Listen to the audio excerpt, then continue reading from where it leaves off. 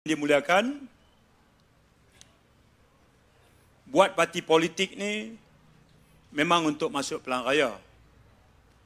Masuk pilihan raya dengan tujuan untuk menang, dan dengan kemenangan itu kita memegang kuasa politik. Dengan kuasa politik itu, bila kita kuasai negeri, kita buat dasar-dasar yang bagi kebaikan kepada rakyat. Sebab itu dalam politik ni kita masuk mesti dengan kepahaman yang jelas. Politik ni ada tujuan dia. Buat pemimpin, politik ni maknanya pegang amanah. Lawan kepada amanah ialah khianat. Pegang amanah dengan kesedaran bahawa di hari akhirat nanti ada perkiraan dosa pahala. Banyak perkara yang akan dipersoalkan. Ingatan ini buat diri saya dan sekalian rakan-rakan yang sekarang berada pada kedudukan yang bergelar pimpinan. Tujuan politik yang kedua ialah ajak orang buat baik dan bagi tahu dengan orang, elak daripada buat kejahatan. Istilahnya amar ma'ruf, nahi mungkar. Tujuan politik ini juga adalah untuk melaksanakan keadilan di kalangan rakyat. Jadi saya mulakan bahawa pilihan raya ni satu proses di mana kita nak bawa parti kita serah kepada rakyat untuk buat pilihan, dengan kita yang memimpin parti politik ini jelas bahawa ianya bukan persoalan untuk kuasa semata-mata, tapi ianya persoalan amanah dan pertanggungjawaban. Persoalan menegakkan keadilan, persoalan menyeru ma'ruf dan mencegah mungkar, dan persoalan menjaga amanah. Itu adalah mesej yang pertama. Buat kita orang Islam, kena ada akhlak politik. Dan panduan kita Al-Quran. Panduan kita kepada pribadi Rasulullah SAW. Kita boleh berbeza parti, tapi kalau sumber kita yang sama, Al-Quran dan juga Sunnah, tentulah asas itu asas yang kita semua sedia maklum. Misalnya, politik membolehkan kita berbeza pendapat. Namun, adab dalam beza pendapat itu tak boleh sampai kita mencaci, jauh sekali memaki hamun atau memberi gelar. Yang ini asas yang sangat penting. Yang kedua, tak boleh pula akhlak politik itu ditonjolkan dengan sampai kepada tahap mempertikai keimanan saudara seagama kita. Tak boleh. Baru ni di Stadium Darul Aman berlangsung himpunan yang ramai. Kemudian ada seorang ilmuwan yang sangat dihormati di Kedah. Dalam doanya itu minta supaya rakyat Kedah selamatkan negeri Kedah ni daripada musuh-musuh Allah. Yang ni masalah. Dan didoakan pula kehancuran kepada musuh Allah. Hadirin yang dihormati sekalian, ini yang saya maksudkan. Dalam sirah Nabi SAW, tak pernah Nabi mendoakan kehancuran sesama umat. Tak pernah. Nabi tak pernah berdoa untuk Allah Ta'ala hancurkan umatnya. Tak pernah. Dalil. Ketika Nabi berdakwah di satu tempat namanya Taif, Nabi dibaling dengan batu, dengan kayu, dimaki hamun, dilakukan dengan kasar sekali, sehingga luka dan berdarah. Dalam peristiwa itu diceritakan bagaimana malaikat beritahu dengan Nabi Malaikat minta Nabi berdoa. Apakah Nabi mau dihempapkan bukit ke atas penduduk Taif supaya binasa semua? Apa jawab Nabi? Nabi kata, jangan. Sesungguhnya mereka umatku dan mereka belum mengetahui. Itu dia akhlak Nabi. Hari ini, kalau ada di kalangan ilmuwan sekalipun yang mengambil pendekatan bahawa berbeza politik boleh menjadi sebab untuk mereka berdoa supaya dihancurkan sesama umat Islam, maka saya mengajak rakyat negeri Kedah, tolak. Sebab itu bukannya ajaran agama. Kalau Nabi, saya katakan, tak pernah berdoa minta Allah Ta'ala hancurkan umat, pasal apa hari ini di kalangan orang Islam boleh sampai melihat saudara Muslim yang lain sebagai musuh Allah. Yang itu tertolak. Yang kedua, kita minta dijauhkan seolah-olah kita merasakan bahawa hanya keimanan kita saja yang sempurna dan iman saudara agama kita yang lain, saudara seagama yang lain itu, iman yang cacat dan rosak. Maka kita keluarkan kalimah, ini kelompok yang tidak beriman. Ini kelompok yang tidak berakidah. Saudara, kalau kita baca kisah-kisah para ilmuwan hebat, kita akan jumpa nama seperti Ahnaf bin Qais. Kita akan jumpa nama seperti Hasan Al-Basri.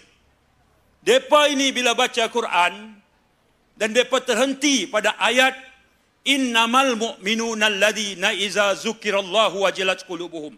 Sehingga habis ayat. Maksudnya,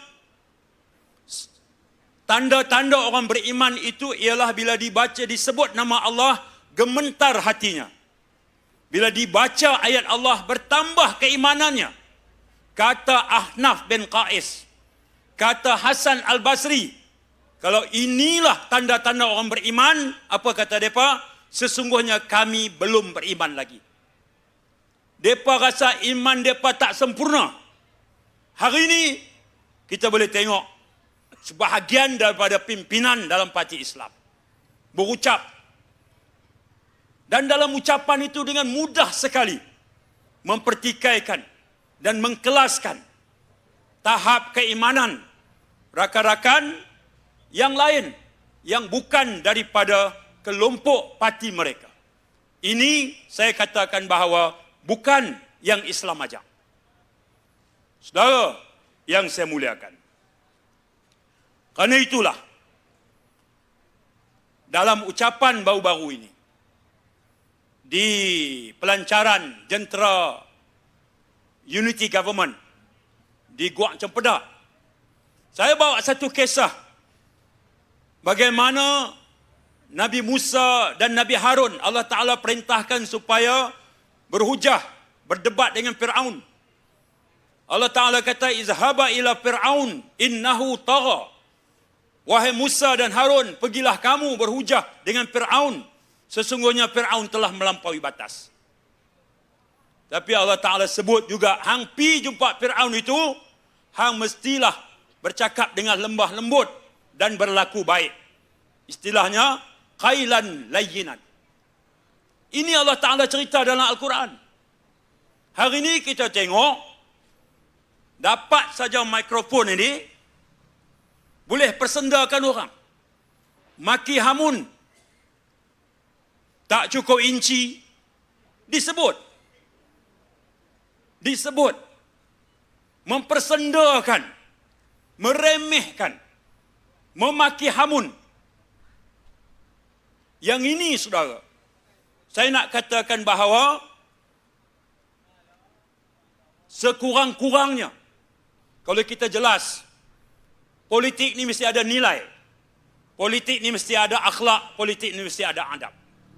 Karena itulah, saya katakan bahawa di kalangan yang menyerang kita, memaki hamun, tentulah kalau mengambil kisah Nabi Musa dan Nabi Harun berjumpa Fir'aun, kita katakan kepada mereka bahawa kita yang kena maki ini tidak sejahat Fir'aun. mereka pula tidaklah sebaik Nabi Musa. Kalau begitu, pasal apa boleh mempersendakan? Hari ini juga kita tengok, atas nama perbezaan politik, fitnah yang tidur itu dibangunkan semula. Kita boleh tengok di negeri Kedah ini. Ada seorang yang kalau berucap, dia enjoy membangkitkan semula hal yang kita istilahkan sebagai qazaf. Qazaf, menuduh saudara Muslim kita yang lain melakukan perbuatan yang dianggap sebagai dosa besar. Dan ini Allah Ta'ala jelaskan dalam Al-Quran. Perbuatan menuduh saudara Muslim yang lain, yang diketahui kebaikannya secara daruri, dengan tuduhan-tuduhan yang dia enjoy, dia seronok. Saya kadang-kadang termenung bila tengok bukan sedikit kalangan yang faham Islam di kalangan mereka, tapi tak berani menegur tabiat dan perbuatan sebegini. Sekali lagi, kita katakan bahawa kalangan ini tak boleh kita benarkan lagi untuk terus memimpin negeri Kedah ini, kerana mudaratnya itu jauh lebih besar. Dan inilah yang menjadikan kita menghimpunkan kekuatan di kalangan penyokong-penyokong kerajaan perpaduan untuk berusaha bagi mengambil alih kerajaan ini. Hadirin yang saya hormati sekalian, dari segi tata kelola, saya baru ni sebut dalam siri-siri ucapan, saya sangat guided, sangat dipandukan dan sangat fokus, terutama dalam perkara yang melibatkan kepentingan negeri Kedah. Sahabat saya, Saudara Sanusi, dia kata, Saifuddin, hang Menteri Dalam Negeri, hang tak ada kerja ke duk cakap pasal Kedah saja? Saya kata, saya nak abang Tuan Sanusi, sahabat saya, Jemaah Menteri juga melantik saya sebagai pengurusi Majlis Tindakan Pembangunan Negeri Kedah. Tugas saya untuk menjelaraskan, memantau semua projek kerajaan persekutuan di negeri Kedah yang jumlahnya 1.6 bilion ringgit. Minggu lepas, saya pergi loji rawatan ayak belah Bandar Baru. Esok, saya nak pergi pula tengok loji rawatan ayak di Pendang. Lepas ni saya nak pergi tengok pula belah Kubang Pasu. Pasal apa? Pasal ini semua projek kerajaan persekutuan. Tugas saya kena pastikan projek ini berjalan dengan elok. Pasal apa? Pasal Kedah kita ada masalah ayak. Betul atau tidak? Belah Sungai Petani, belah Bukit Selambau, belah Sidam. Saya minta pegawai SADA bagi taklimat kepada saya minggu lepas. Mereka bagi tahu, memang masalah ini akan berterusan, melainkan loji rawatan ayak yang sedang dibina ini, di 5 atau 6 tempat ini siap ikut jadual. Jemaah Menteri Kabinet kata, kamu Saifuddin, kamu orang Kedah, kamu pegang jawatan ini, tugas kamu memantau. Maka saya turun, kerana itu tugas yang diberi amanah. Saya dengar komen Datuk Sanusi, dia kata, tak buat kerja lain kah? Saya buat kerja. Soal immigration, jabatan pendaftaran, rela, polis, semua kita jaga elok. Tapi bila polis buat kerja, Sanusi marah pula. Polis buat kerja, Sanusi marah juga. Nah,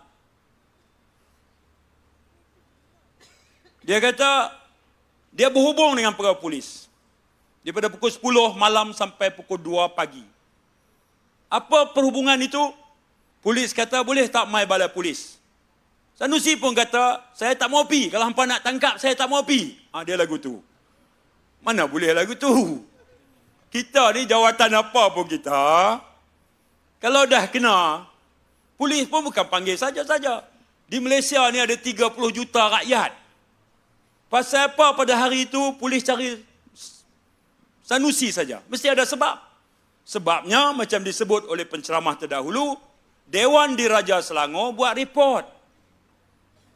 Dewan Diraja Selangor bukan calang-calang orang. Ada bekas hakim, Datuk Zawawi Saleh. Ada bekas ketua audit negara, Amrin Buang. Mereka ni orang-orang terpilih yang tuanku lantik menduduki Dewan Diraja. Mereka ni lama sekali baru buat report. Terutama dalam perkara yang berunsur penghinaan terhadap institusi raja. Negara kita ada rukun negara. Kepercayaan kepada Tuhan. Kesetiaan kepada raja dan negara. Sebut. Keluhuran perlembagaan, kedaulatan undang-undang. Kesopanan dan kesusilaan. Kesopanan dan kesusilaan maknanya tak boleh maki orang. Tak boleh biadab. Tak boleh fitnah. Tak boleh cerca. Itu makna kesopanan dan kesusilaan. Kesetiaan kepada raja dan negara. Saya nak beritahu Datuk Sanusi, dia adalah tentera laut kehormat, Navy. Nah, dia kehormatnya lah. Saya tengok pasal makan dengan dia di Langkawi baru ni 5, saya pakai kot macam biasa, dia pakai baju putih. Baju uniform Navy. Saya nak beritahu dengan Datuk Sanusi. Sultan Selangor tu, dia Sultan-Sultan ni, kalau Sultan Kedah, dia tentera, angkatan tentera darat. Kalau Pahang, tentera udara. Nah, dia panggil macam, bukan kena komat, macam komander ni lah. Nah, Sultan-Sultan ni dia pegang satu. Manakala Sultan Selangor ni, memang dia Navy punya. Sultan Selangor tu. Jadi, Datuk Sanusi, dia kehormatnya, bukan dia bukan tentera laut, tapi dia dapat kehormat punya. Sultan Selangor tu adalah ketua dia. Tiba-tiba hang pi hina kawan tu. Jadi saya ingat mungkin sampai masa ya, angkatan tentera kita, majlis angkatan tentera ni, majlis angkatan tentera semak balik ni. Hak kehormat untuk Sanusi barangkali sampai masa tarik balik lah. Cabut kot. Pasal tak hormat dengan Sultan Selangor. Barangkali kena sure begitu dah nampak gaya. Nak? Pasal apa? Sekurang-kurangnya ada 3 perkara hak dia langgar. Yang pertama, saya sebut besok lusa Sanusi boleh balas. Ni bila saya sebut, dia berlindung di sebalik pegawai kerajaan. Dia suruh pengarah tanah galian jawab kita. Jadi dia steady. Tak boleh lah. Kamu orang politik, saya orang politik. Saya kemuka hujah, kamu jawab hujah. Jangan kita bagi hujah, dia maki. Itu tak betul. 3 perkara. Yang pertama, Sultan Selangor masa perkenankan pembubaran Dewan Negeri Selangor. Tuanku Sultan dah buat kenyataan dah. Orang politik jangan heret institusi raja. Dalam kempen dan dalam politik. Tuanku Sultan Selangor sebut dah. Yang kedua, ungkapan yang dia buat itu seolah-olah membandingkan Sultan 2 negeri. Ya. Sultan di Kedah melantik dia. Kemudian ayat berikutnya, kalau Sultan itu baik, takkan lantik orang macam Amir. Hak inci tak apa cukup. Apa innuendo saya? Mesejnya apa? Siapa yang lantik Amir? Sultan Selangor. Tang tu yang dia kena getahnya. Kena getah tang tu. Benda tu bukan gaduh tafsir jauh dah. Itu yang kedua. Yang ketiga ialah minta maaf, minta ampun. Tapi cakap. Saya hantar surat warkah kepada tuanku, saya dah minta ampun dah, minta maaf. Tapi saya beritahu bahawa kalimah saya tu telah dipusing, diputang oleh musuh politik saya. Ya lagu tu. Minta maaf tuanku. Tapi sebenarnya kenyataan patik tu orang lain putang. Dewan Diraja Selangor ni bukan calang-calang.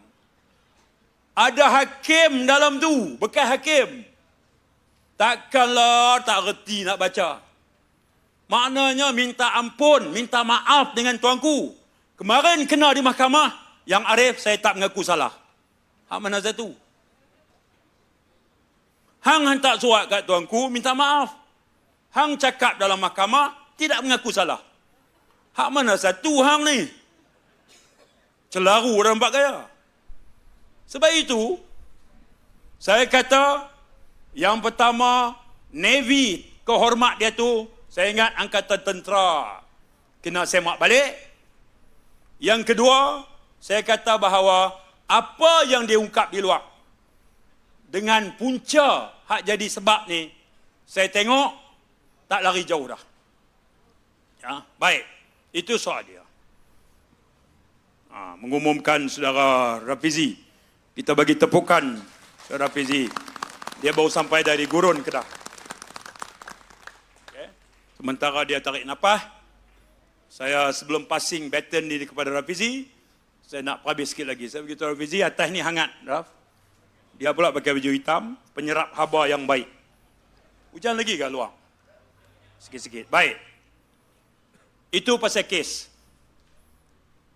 Yang kedua, ada sebab kita nak ajak rakyat Kedah tukar kerajaan ni. Isu tata kelola. Nah, saya baru 2-3 seri pendedahan. Saya sebut pasal kecurian nadir bumi. Nah, bila saya dedah tentang kompaun yang telah dikenakan oleh pengarah tanah dan galian kepada MBI, Menteri Besar Incorporated. Siapa pun dengar ucapan saya di Guak faham maksud saya. Ya, kompaun yang dikenakan kepada Menteri Besar Incorporated. Baik. Nadir bumi ini ataupun rare earth banyak di kawasan Sik dan juga banyak. Enjoy the delicious taste. Kemarin petang, Ketua Pegawai Eksekutif dan pengarah sebuah syarikat dah kena dah. Yang itu kita biar SPRM jalankan tugas. Tapi tugas saya untuk terus menyebut tang mana yang Menteri Besar Incorporated ni terlibat. Yang biar setiap kali kita sebut, hatta dalam Dewan Negeri pun, Datuk Sanusi akan tepih begitu saja. MBI tak terlibat, MBI tak terlibat, MBI tak ada kena mengena dengan curi. Malam ni saya nak sebut, MBI tahu betul-betul bahawa kompartmen atau kawasan dia adalah tempat di mana berlaku kecurian besar-besaran nadir bumi. Dan dalam pengetahuan dia,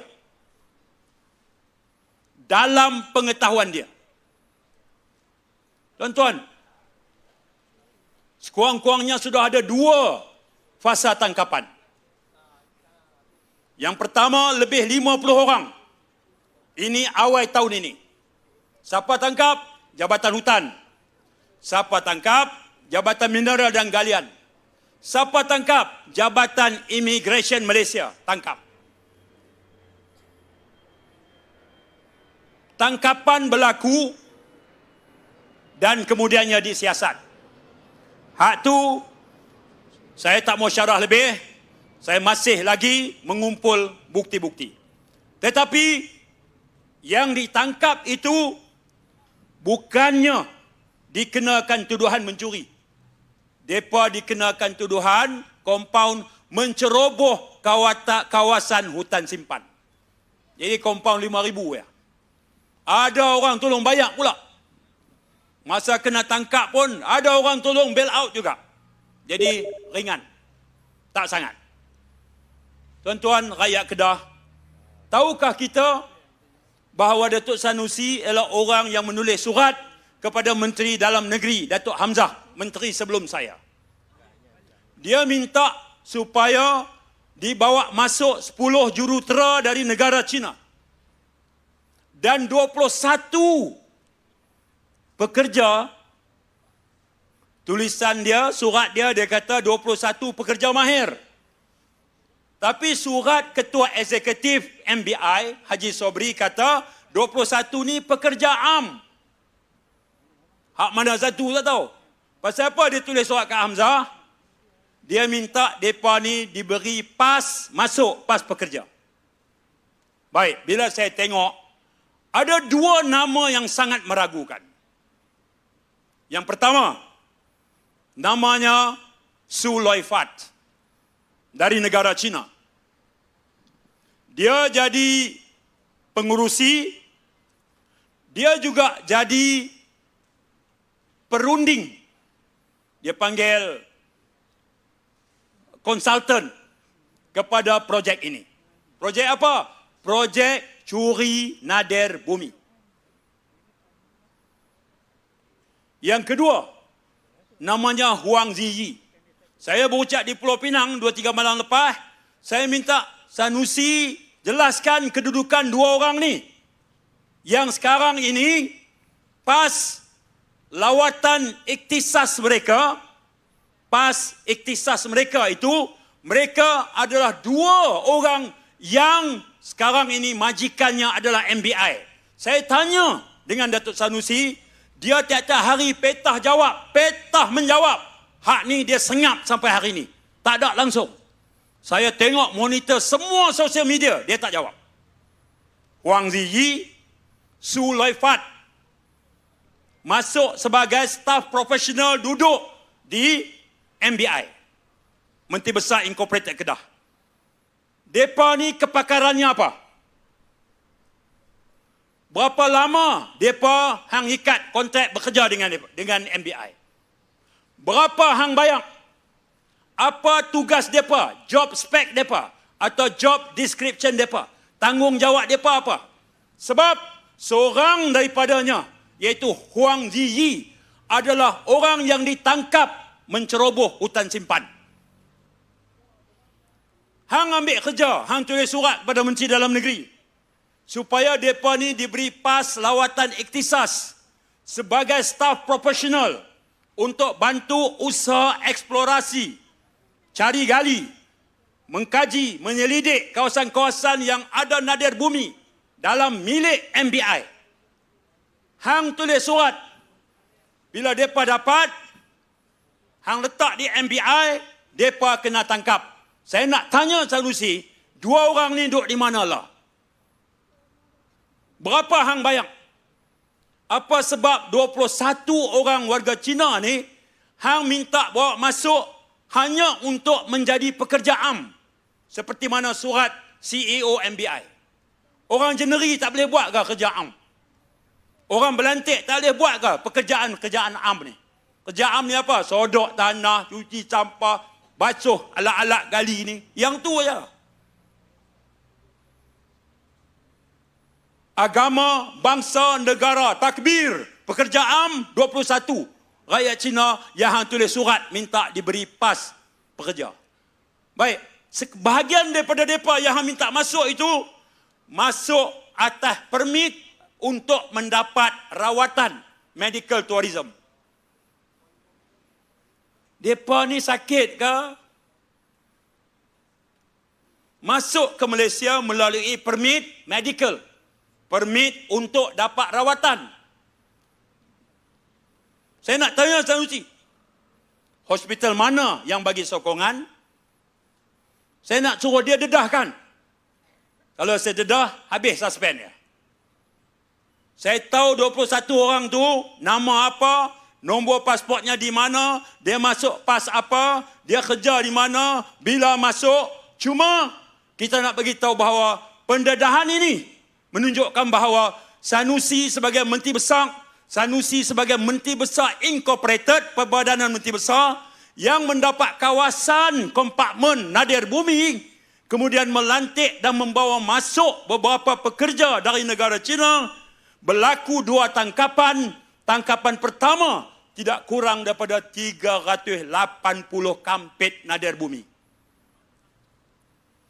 Ini bukan eksplorasi lah, ini curi.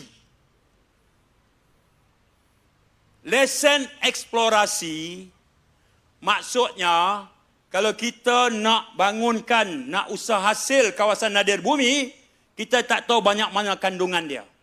Kita akan minta lesen meneroka. Kita akan minta ambil sampel dulu.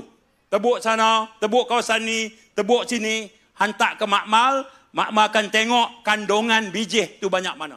Kita puas hati, baru kita masuk untuk minta lesen cari gali, lesen melombong dan sebagainya. Ini lesen meneroka apa sampai 380 kampit hampa balon ni.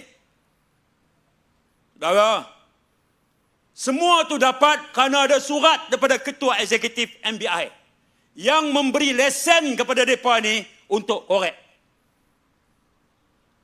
Baik. Hak ni, saya tamat tuan dulu.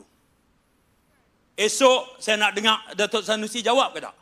Hak lain semua dia ulah. Dia kena tangkap 3 paki, polis jahat. No? Amir tak cukup inci. Okey? Yang Arif Hakim, saya tak mengaku salah. Tuanku Sultan, saya minta ampun. Tak apa. Law, saya kata, tolong bagi tahu.